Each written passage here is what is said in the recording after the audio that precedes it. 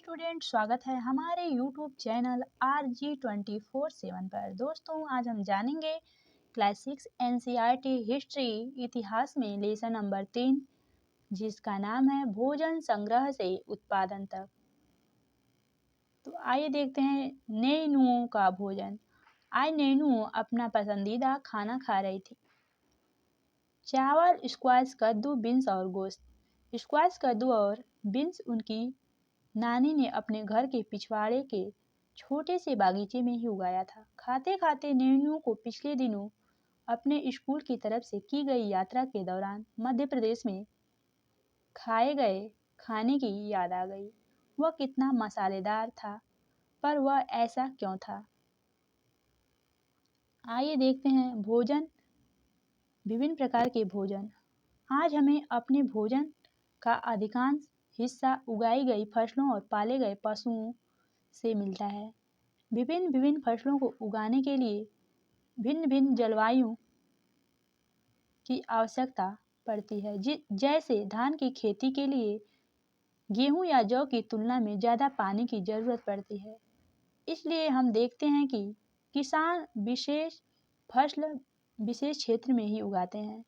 यही नहीं, पशुओं को भी अपने अनुकूल वातावरण की आवश्यकता होती है।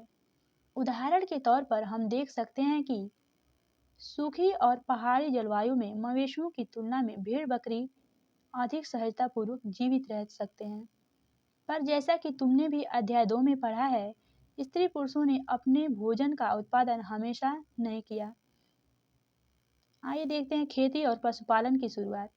अध्याय 2 में हमने पढ़ा है कि दुनिया की जलवायु बदलती रहती है, साथ ही लोग जिन वनस्पतियों और पशुओं का भोजन के रूप में इस्तेमाल करते हैं वे भी बदलते रहे। लोगों का ध्यान कुछ बातों की ओर गया, जैसे खाने योग्य वनस्पतियां कहाँ कहाँ मिल सकती हैं, बीज कैसे अपनी डंठल से टूटकर गिरते हैं, गिरे बीजों का अंकुरण और उनसे पौधों का निकलना आदि। इसी तरह उन्होंने पौधों की देखभाल करने की शुरुआत की होगी।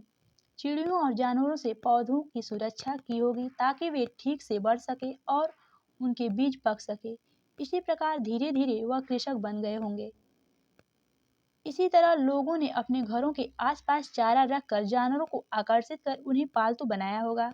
सबसे पहले जिस जंगली जानवर को पालतू बनाया गया होगा वह कुत्ते का पूर्वज था। धीरे धीरे लोग भेड़, बकरी, गाय और सूअर जैसे जानवरों को अपने घरों के नजदीक आने को उत्साहित करने लगे।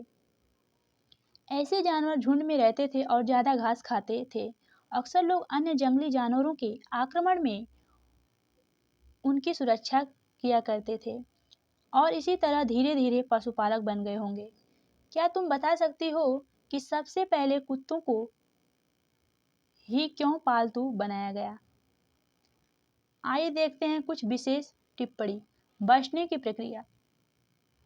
लोगों द्वारा पौधे उगाने और जानवरों की देखभाल करने को बचने की प्रक्रिया का नाम दिया गया। अपनाए गए पौधे तथा जानवर अक्सर जंगली पौधों तथा जानवरों से भिन्न होते हैं। इसकी वजह यह है कि बचने की प्रक्रिया की दिशा में अपनाए गए पौधे या जानवर का चयन करते हैं। लोग जानवरों का चयन करते हैं। उदाहरण के तौर पर उन्हीं पौधे तथा जानवरों का चयन करते हैं जिनके बीमार होने की संभावना कम हो। यही नहीं, लोग उन्हीं पौधों को चुनते हैं जिसमें बड़े दाने वाले अनाज पैदा होते हैं। साथ ही उनकी मजबूती डंठलें अनाज पके दानों के भार को संभाल सके। ऐसे पौधे के बीजों को संभाल कर रखा जाता है ताकि फिर से उगाने के लिए उसके गुण सुरक्षित रख सके। उन्हीं जानवरों को आगे प्रजनन के लिए चुना जाता है जो आमतौर पर अहिंसक होते हैं। इसलिए हम देखते हैं कि पाले गए जानवर तथा कृषि के लिए अपनाए गए पौधे जंगली जानवरों तथा पौधे से धीरे धीरे भिन्न होते गए। मिसाल के तौर पर जंगली जानवरों की तुलना में पालतू जानवरों के दांत और सींग छोटे होते हैं। इन दांतों को देखो, इनमें कौन सा जंगली सूअर और कौन सा पालतू सूअर है। आइए देखते हैं आगे। बचने की प्रक्रिया पूरी दुनिया में धीरे धीरे चलती रही। यह करीब 12,000 साल पहले शुरू हुई। वास्तव में आज हम जो भोजन करते हैं वो इसी बचने की प्रक्रिया की वजह से है। कृषि के लिए अपनाई गई सबसे प्राचीन फसलों में से गेहूं तथा जौ आते हैं। इस तरह सबसे पहले पालतू बनाए गए जानवरों में कुत्ते के बाद भेड़ बकरी आते हैं। आइए देखते हैं एक नवीन जीवन शैली। तुम किसी पौधे के बीज को बोकर देखो, तुम पाओगे कि इसे विकसित होने में कुछ वक्त लगता है। इसमें से कुछ दिन, महीने या फिर साल लग सकता है। इसलिए जब लोग पौधे उगाने लगे तो उनकी देखभाल के लिए उन्हें एक ही जगह पर लंबे समय तक रहना पड़ा था। बीज बोने से लेकर फसलों के पकने तक पौधे की सिंचाई करने, खरपतवार हटाने, जानवरों और चिड़ियों से उनकी सुरक्षा करने जैसे बहुत से काम शामिल थे। कटाई के बाद अनाज का प्रयोग बहुत संभाल कर करना पड़ता था। अनाज को भोजन और बीज दोनों की ही रूपों में बचाकर रखना आवश्यक था। इसलिए लोगों को इसके भंडार की बात सोचनी पड़ी।